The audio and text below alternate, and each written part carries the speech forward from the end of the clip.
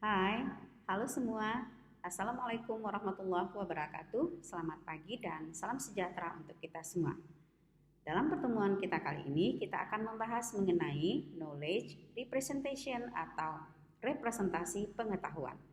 Dan bagaimana hal ini mampu membantu mesin dalam melakukan penalaran dan interpretasi dalam kecerdasan buatan. Nah, manusia itu kan mampu atau mahir dalam melakukan penalaran, mahir memahami, dan juga mampu melakukan interpretasi terhadap pengetahuan. Dengan pengetahuan yang dimiliki, maka manusia itu mampu melakukan berbagai macam tindakan di dunia nyata. Namun pertanyaannya adalah, apakah mesin juga mampu melakukan hal yang sama? Mampu jugakah mesin melakukan berbagai macam tindakan sebagaimana tindakan yang dilakukan oleh manusia? Oleh sebab itu, kita akan membahasnya dalam mata kuliah kecerdasan buatan dalam subtopiknya adalah knowledge representation atau representasi pengetahuan. Agenda kita pada pertemuan kali ini adalah akan membahas mengenai apa itu representasi pengetahuan. Yang kedua adalah berbagai jenis pengetahuan. Yang ketiga, kita juga akan membahas mengenai siklus representasi pengetahuan. Yang keempat, kita juga akan membahas mengenai hubungan antara pengetahuan dan kecerdasan. Yang kelima, akan membahas juga mengenai beberapa teknik di dalam merepresentasikan pengetahuan. Yang keenam, kebutuhan representasi, dan yang ketujuh adalah beberapa pendekatan yang dilakukan di dalam knowledge representation dan beberapa contohnya. Oke, kita masuk aja yang pertama, apa itu representasi pengetahuan? Representasi pengetahuan di dalam AI itu menggambarkan representasi pengetahuan dari manusia.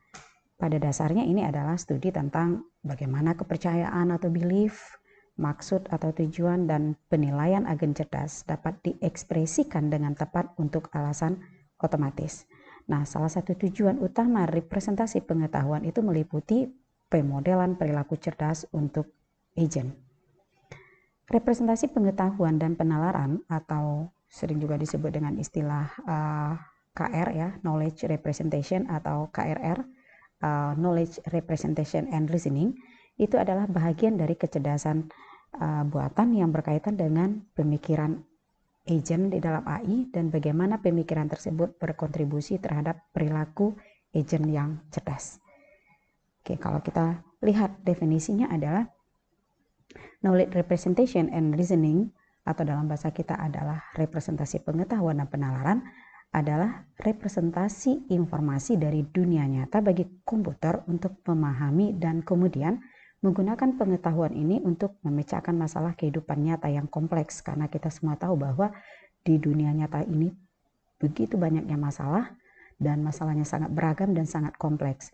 Nah, bagaimana nanti agen cerdas ini atau kecerdasan buatan ini juga mampu memecahkan masalah sebagaimana manusia memecahkan masalahnya dengan memahami dan mengadop atau mentransfer atau memiliki kemampuan berperilaku cerdas sebagaimana cerdasnya manusia melalui interpretasi atau melalui perilaku-perilaku daripada agen tersebut yang kalau kita katakan adalah meliputi pemodelan perilaku cerdas.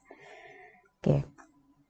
Yang kalau kita lihat adalah memecahkan perilaku kehidupan nyata yang kompleks ini sudah banyak yang kita lihat, seperti contohnya adalah kemampuan dalam menganalisis, mendiagnosis kondisi medis, atau memiliki kemampuan berkomunikasi dengan manusia dalam bahasa alami, seperti produk Siri by Apple, atau Google Assistant by Google, atau Cortana by Microsoft, atau Alexa by Amazon.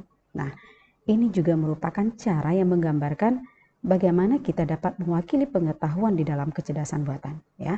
Jadi ini juga adalah cara bagaimana kita dapat mewakili pengetahuan yang kita miliki ini, kemudian kita transformasikan atau kita modelkan ke dalam kecerdasan buatan, sehingga agent tadi mampu memiliki kemampuan sebagaimana cerdasnya manusia.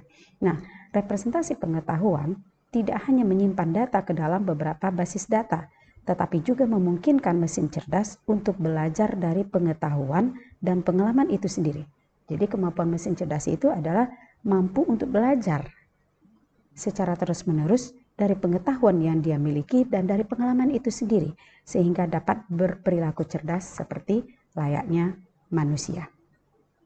Oke, sekarang kita masuk kepada jenis item yang perlu diwakili di dalam AI. Berbagai jenis item pengetahuan yang perlu diwakili di dalam AI itu diantaranya adalah pertama, objek atau benda. Objek itu adalah semua fakta tentang objek di domain dunia kita. Contoh, kalau gitar ada senarnya, atau trompet adalah instrumen yang terbuat dari kuningan, atau mahasiswa memiliki nomor induk mahasiswa atau NIM, dan lain sebagainya. Kedua adalah event atau peristiwa. Itu adalah tindakan yang terjadi di dunia nyata.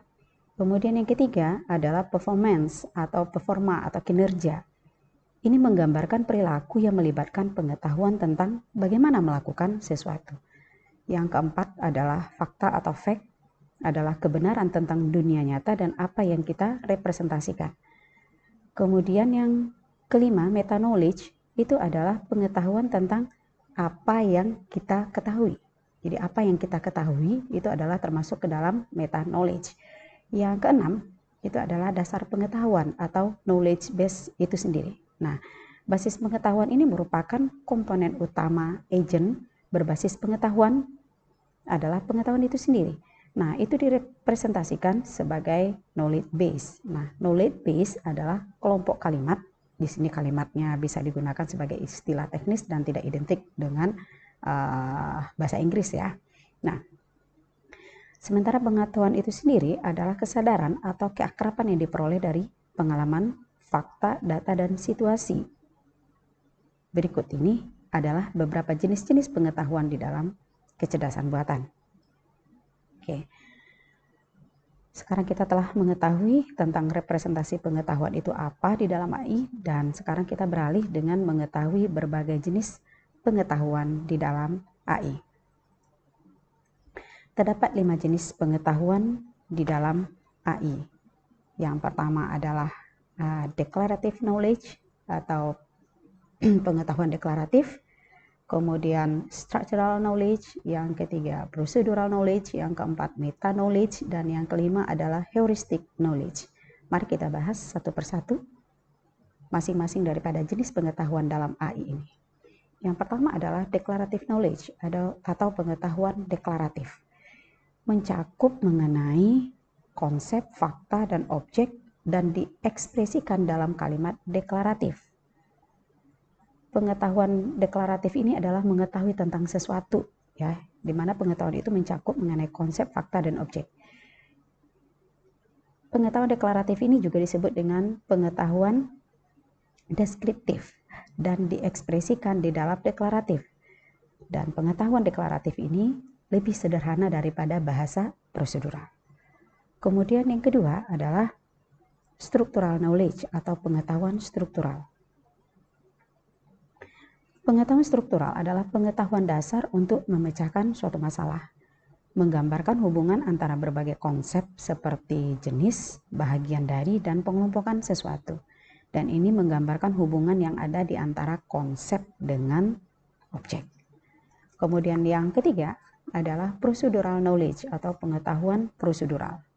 Sering juga disebut sebagai pengetahuan imperatif.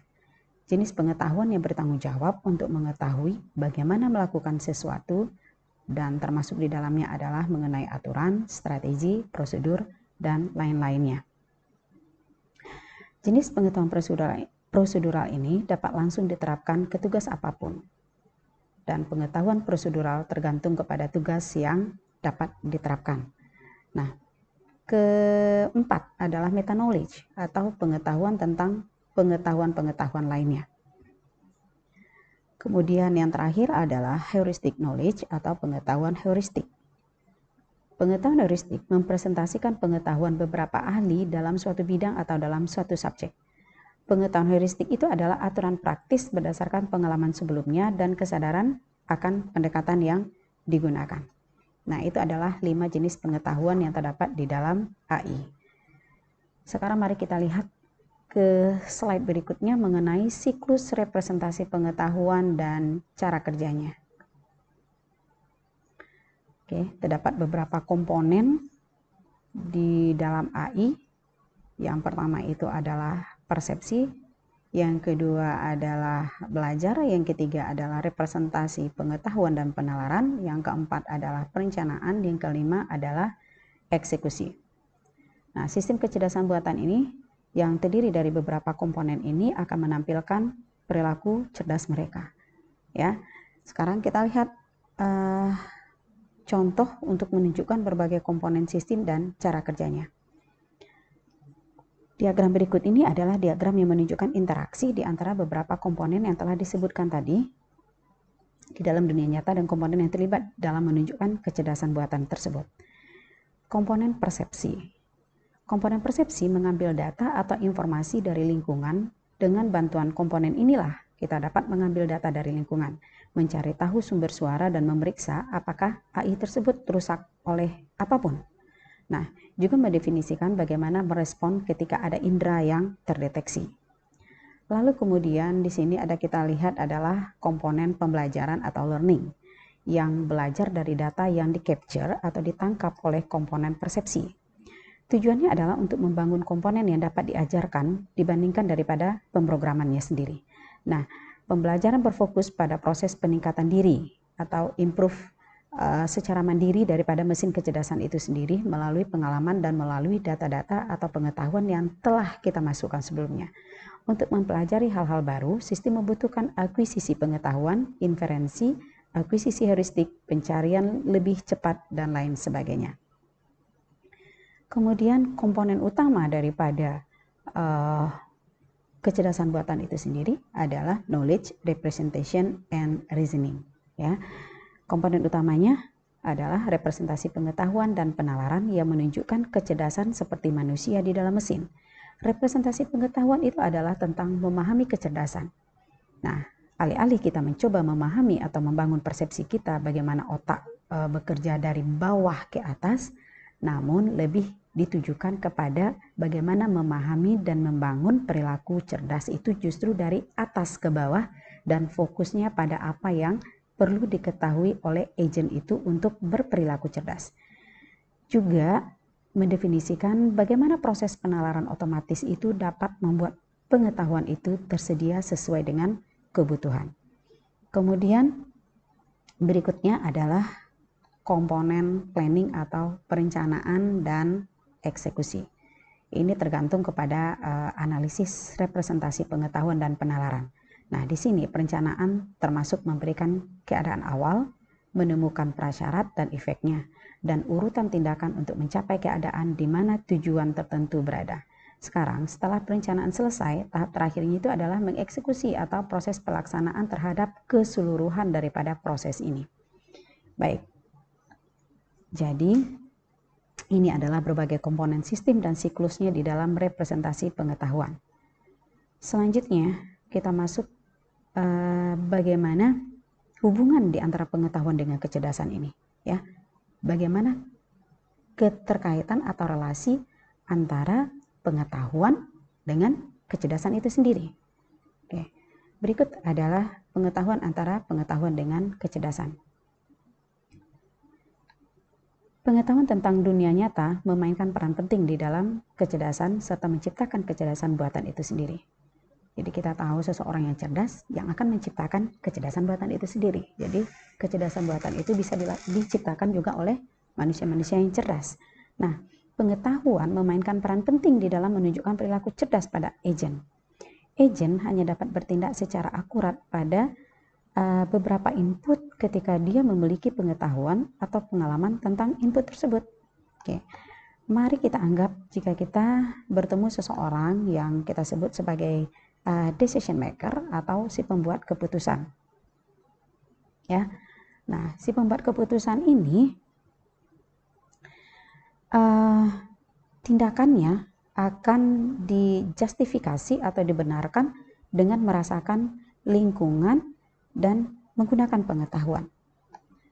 Tetapi jika kita menghapus bahagian daripada pengetahuan nantinya, ya, decision maker ini dia akan membuat keputusan berdasarkan tindakan yang dijustifikasi atau dibenarkan dengan merasakan lingkungan di sekitarnya dan juga dengan menggunakan knowledge atau pengetahuan.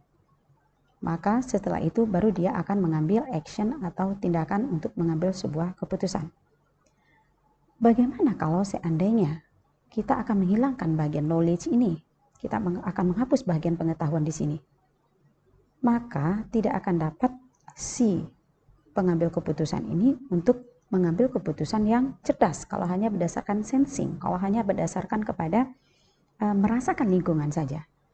Jadi sebuah keputusan yang akan diambil, keputusan yang cerdas akan diambil adalah berdasarkan merasakan lingkungan dan juga adalah ditambah dengan adanya pengetahuan-pengetahuan yang dimiliki.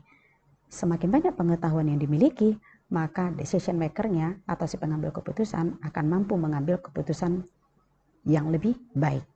Oke. Nah, artinya di sini jika kita menghapus bagian keputusan, maka decision maker tidak akan mampu mengambil keputusan secara baik. Atau dengan kata lain, kita memerlukan pengetahuan terlebih dahulu untuk menampilkan atau membuat perilaku cerdas. Itulah hubungan antara pengetahuan dengan kecerdasan. Tanpa ada pengetahuan, maka kita tidak akan mampu menampilkan perilaku cerdas, yang notabene adalah kecerdasan buatan itu sendiri. Artinya, kecerdasan memerlukan pengetahuan.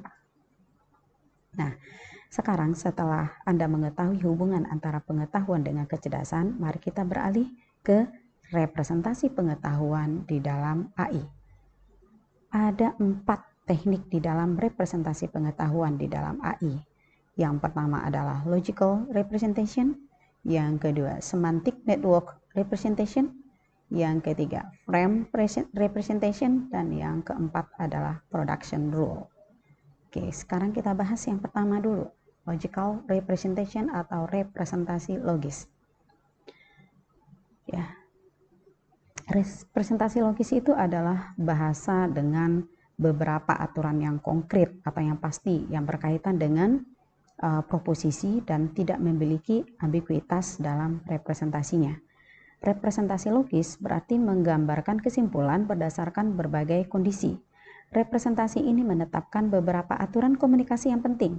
Nah, ini terdiri dari sintak dan semantik yang didefinisikan secara tepat yang mendukung inferensi suara.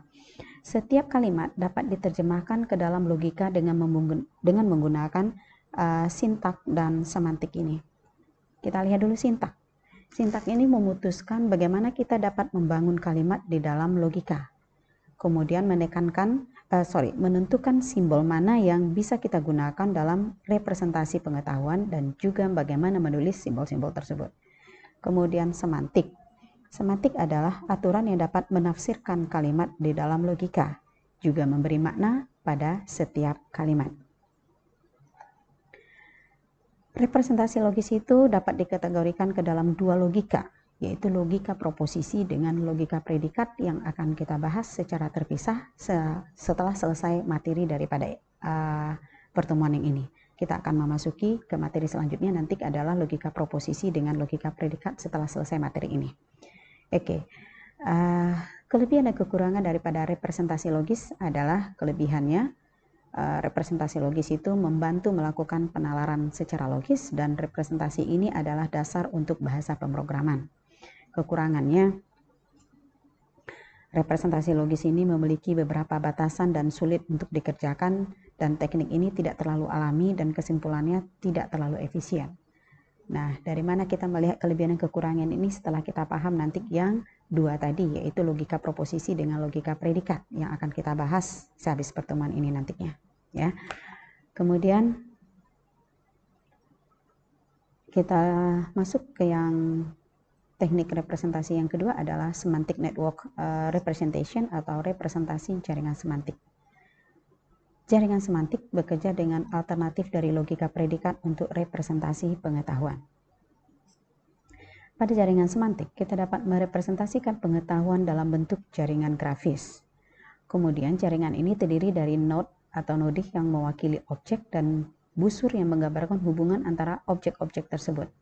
Jaringan semantik juga mengkategorisasikan objek dalam berbagai bentuk dan menghubungkan objek-objek tersebut.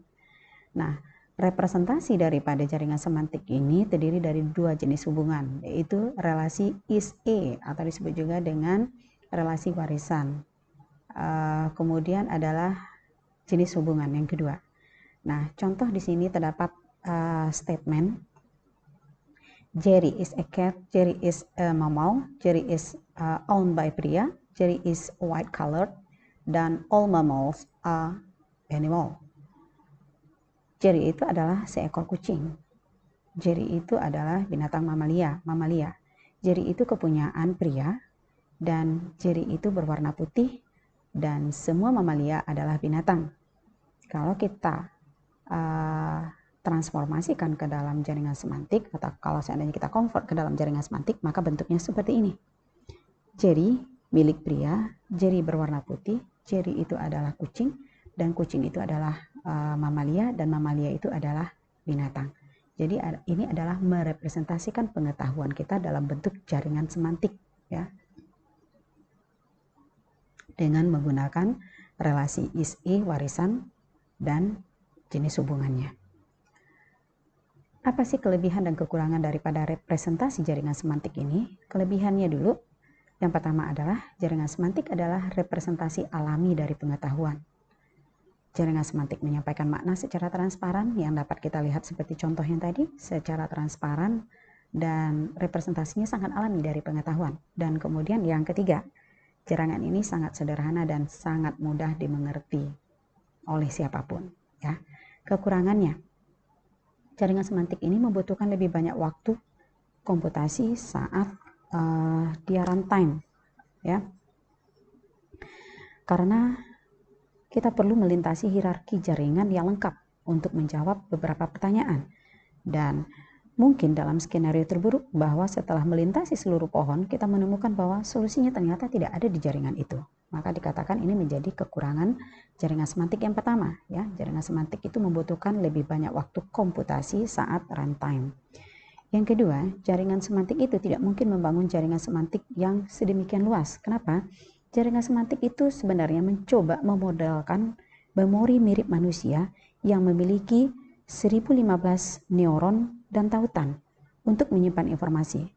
Tapi dalam prakteknya tidak mungkin untuk membangun jaringan semantik yang sedemikian luas. Kemudian yang ketiga, jaringan semantik tidak memadai karena tidak memiliki quantifier yang setara. Nah, jenis-jenis representasi ini tidak memadai karena mereka tidak memiliki quantifier yang setara. Itu misalkan adalah untuk semua, untuk beberapa, tidak ada, dan sebagainya. Itu tidak bisa diterjemahkan ke dalam jaringan semantik. Kemudian jaringan semantik tidak memiliki definisi standar untuk nama, tautan, dan yang terakhir, jaringan semantik tidak cerdas dan sangat bergantung kepada pencipta sistemnya. Ya, itu adalah kelebihan dan kekurangan daripada jaringan semantik. Berikutnya adalah frame representation atau representasi frame. Sebuah frame itu adalah struktur seperti catatan yang terdiri dari kumpulan atribut dan nilainya untuk menggambarkan entitas dan di dunia. Frame adalah struktur data AI yang membagi pengetahuan menjadi substruktur dengan mempresentasikan situasi stereotip. Nah, pada dasarnya ini terdiri dari kumpulan nilai slot. Slot ini dapat berupa jenis dan ukuran apa saja, dan setiap slot memiliki nama dan nilai yang disebut nanti istilahnya adalah facet, ya. Nah, ini seperti kumpulan daripada beberapa frame, kumpulan dari beberapa frame atau kumpulan dari beberapa bingkai, ya, yang ilmu pengetahuannya direpresentasikan ke dalam setiap frame ini. Nah, facet itu adalah berbagai aspek slot yang kita kenal dengan istilah facet adalah fitur frame yang memungkinkan kita untuk menempatkan batasan pada frame atau bingkai tersebut. Contoh misalkan fakta if needed, ya. Fakta if needed dipanggil saat data slot tertentu diperlukan. Suatu frame atau bingkai dapat terdiri dari sejumlah slot dan sebuah slot itu dapat mencakup sejumlah facet, dan facet mungkin saja memiliki sejumlah nilai lagi. Nah, sebuah frame atau bingkai juga dikenal sebagai representasi pengetahuan slot filter atau disebut juga dengan istilah slot filter knowledge representation dalam kecerdasan buatan. Frame berasal dari jaringan semantik dan kemudian berkembang menjadi kelas dan objek. Suatu frame tidak banyak berguna, tetapi kumpulan daripada frame baru memiliki makna. Nah, sistem frame terdiri dari kumpulan frame yang terhubung. Dalam frame atau bingkai, pengetahuan tentang suatu objek atau peristiwa dapat disimpan bersama dalam basis pengetahuan. Frame adalah jenis teknologi yang banyak digunakan dalam berbagai aplikasi termasuk pemrosesan bahasa alami atau natural language processing dan penglihatan mesin atau machine vision. Sekarang kita lihat contoh yang pertama adalah frame sebuah buku. Slot dan filter. Terdiri dari slot dan filter. Slotnya apa? Ada title-nya, artificial intelligence, ada genre-nya, computer science, ada author-nya, Peter Norvig, ada edition-nya, third edition, ada year atau tahun 1996, dan ada page itu 1152. Ini adalah menggambarkan sebuah frame dari sebuah buku. Anda mungkin bisa membuat frame-frame lainnya untuk objek-objek lainnya yang terdiri dari objek dan peristiwa atau slot dan filternya. Contoh yang kedua, misalkan kita mengambil entitas Peter, ya. Misalkan nih dari yang ini kita ambil entitasnya. Entitas yang kita ambil adalah Peter ini. Oke. Sekarang misalkan kita mengambil entitas Peter. Peter itu adalah seorang insinyur sebagai profesinya dan usianya 25 tahun. Dia tinggal di London dan negara itu adalah negara Inggris. Jadi berikut adalah representasi bingkai atau frame untuk entitas Peter. Slot, filter. Ya, tetap ada slot dan filter. Namanya adalah filter. Profesinya adalah dokter. Umurnya 25.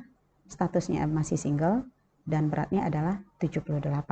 Jadi dari beberapa entitas ini bisa kita turunkan lagi entitasnya ke yang lebih rendah lagi. Oke. Kelebihan dan kekurangan representasi frame. Kelebihannya adalah representasi pengetahuan frame membuat pemrograman menjadi lebih mudah dengan mengelompokkan data terkait. Kemudian, representasi frame relatif fleksibel dan digunakan oleh banyak aplikasi di dalam AI. Sangat mudah untuk menambahkan slot untuk atribut dan hubungan baru. Sangat mudah untuk memasukkan data default dan untuk mencari nilai yang hilang, dan representasi frame mudah dimengerti dan divisualisasikan.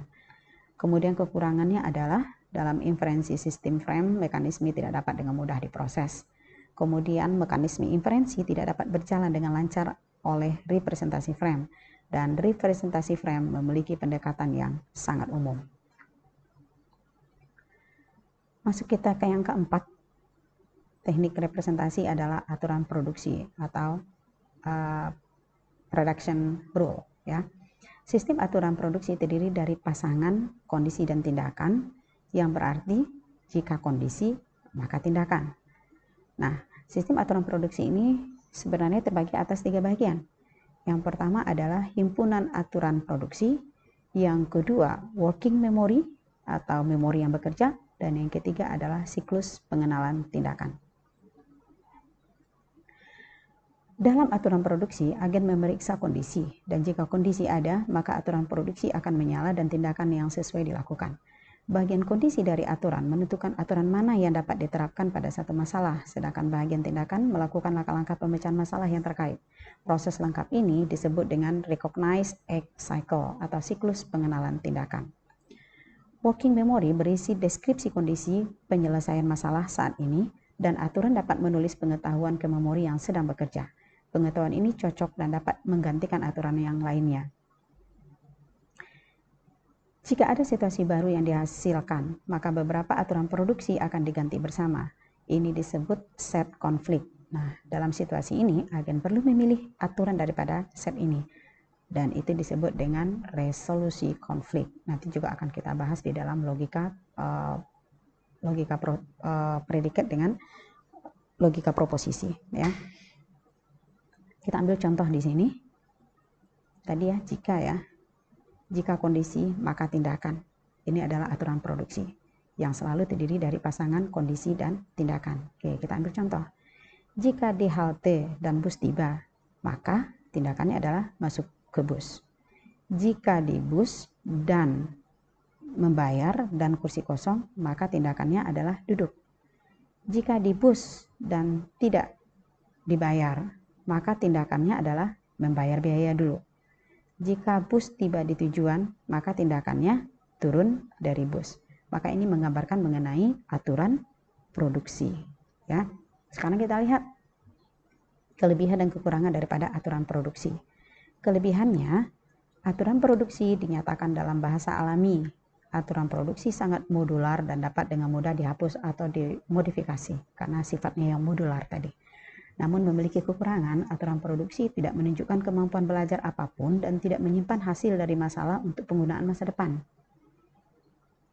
Selama pelaksanaan program, mungkin banyak aturan yang aktif. Dengan demikian, sistem produksi berbasis aturan menjadi tidak efisien. Nah, jadi ini tadi adalah semua sudah kita bahas ya mengenai teknik-teknik penting di dalam representasi pengetahuan di dalam AI yang 4 buah tadi. Nah, sekarang mari kita lihat mengenai kebutuhan daripada representasi tersebut. Kebutuhan representasi pengetahuan. Sistem representasi pengetahuan yang baik itu harus memiliki beberapa properti seperti akurasi representasi, kecukupan inferensial efisiensi, dan efisiensi akuisisi. Akuisisi representasi ini harus mewakili semua jenis pengetahuan yang diperlukan. Kemudian kecukupan inferensial harus mampu memanipulasi struktur representasi untuk menghasilkan pengetahuan baru yang sesuai dengan struktur yang ada. Sedangkan inferensial efisiensi itu adalah mengenai kemampuan untuk mengarahkan mekanisme pengetahuan inferensial ke arah yang paling produktif dengan menyimpan panduan yang sesuai. Kemudian yang terakhir, efisiensi akuisisi adalah kemampuan untuk memperoleh pengetahuan baru dengan mudah dengan menggunakan metode otomatis. Sekarang kita lihat berikutnya adalah beberapa pendekatan representasi pengetahuan di dalam AI beserta beberapa contoh yang berbeda-beda. Ini adalah terakhir dari materi pada pertemuan yang hari ini adalah mengenai pendekatan representasi pengetahuan di dalam AI. Ada beberapa pendekatan untuk representasi pengetahuan di dalam AI. Di antaranya itu adalah simple relational knowledge, kemudian ada inheritable knowledge, kemudian ada inferential knowledge, dan sebahagian menyebutkan 3, sebahagian lagi ada yang menyebutkan 4, yaitu adalah procedural knowledge. Kita bahas satu persatu. Yang pertama adalah simple relational knowledge atau pengetahuan relasional sederhana. Simple relational knowledge ini atau pengetahuan relasional sederhana ini adalah cara paling sederhana, sesuai dengan namanya ya, sederhana, simple ya. Jadi merupakan cara paling simple atau cara paling sederhana untuk menyimpan fakta yang menggunakan metode relasional, dan setiap fakta tentang sekumpulan objek diatur secara sistematis di dalam kolom. Pendekatan representasi pengetahuan ini terkenal dalam sistem basis data di mana hubungan antara entitas yang berbeda diwakili atau direpresentasikan, dan pendekatan ini memiliki sedikit peluang untuk menarik kesimpulan. Berikut ini adalah contoh representasi pengetahuan relasional sederhana. Contoh terdiri dari 3 kolom, pemain, berat, dan umur, dan terdiri dari 3 data, pemain 1 beratnya 75, umurnya 36 ya. Kemudian pemain kedua, record kedua, pemain kedua beratnya 68, umurnya 42, dan pemain ketiga beratnya 57 dengan umurnya adalah 45. Ini adalah simple relational knowledge, pengetahuan relasional yang paling sederhana yang terdiri yang disusun secara sistematis di dalam kolom-kolom ya. Kemudian yang kedua, inheritable knowledge atau pengetahuan yang bisa diwariskan, bawaan ya. Dalam pendekatan pengetahuan bawaan, pengetahuan yang dapat diwariskan, semua data harus disimpan ke dalam bentuk hierarki kelas seperti ini, dalam bentuk hierarki kelas. Semua kelas harus diatur dalam bentuk umum atau secara hierarki. Nah, dalam pendekatan ini diterapkanlah properti pewarisannya. Elemen mewarisi nilai dari anggota kelas lainnya. Elemen-elemen ini mewarisi nilai dari anggota kelas lainnya. Pendekatan ini berisi pengetahuan yang dapat diwariskan yang menunjukkan hubungan antara instan dan kelasnya, antara instan dengan kelasnya, dan itu disebut dengan relasi instan. Ya, is A, ya, Denny instant, Cricket is a player, dan seterusnya.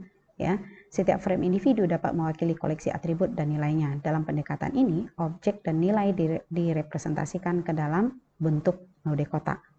Ya, dalam pendekatan ini, objek dan nilainya direpresentasikan ke dalam kotak dengan menggunakan panah yang menunjukkan dari objek ke nilainya. Contoh misalkan kita lihat ada di sini objeknya adalah Denny dengan Peter, ya, itu adalah instant. Denny ini adalah pemain kriket, sedangkan Peter ini adalah pemain football.